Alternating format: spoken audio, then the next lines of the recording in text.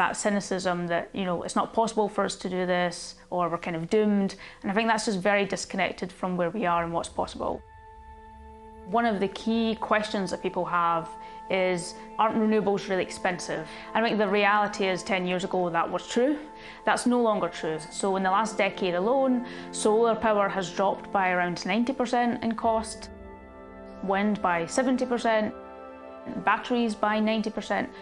So this stuff is now being able to be rolled out extremely quickly because it's increasingly cheap. De berichten over de opwarming zijn zorgelijk, maar Ritchie vindt dat er toch reden is voor optimisme. I think there is this combination of, on the one hand, being increasingly concerned about the risks of climate change and how quickly climate change is progressing, and at the same time being very optimistic about where we're going in terms of addressing the problem and building solutions.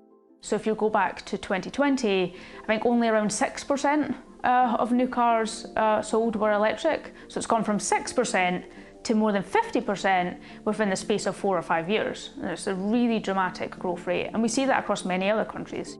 Ritchie laat de CO2-voetafdruk van verschillende energiebronnen zien.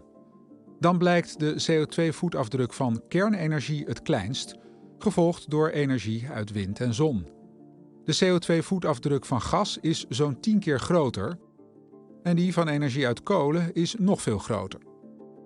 If the expectation is that we're going to completely transform the global energy system in 10 years or even 20 years, I just don't think that's realistic. You know, to do this on a global scale across all sectors, not only would it be very politically hard to move at that speed. You know, the reality is many people work in energy and fossil fuel industries or tangential industries. Many economies currently rely on that. And the reality is we'll have to shift away from that. And actually, if you're looking at the timeline still for staying below 2 degrees, for example, you know, we have 40 years or so in order to do this.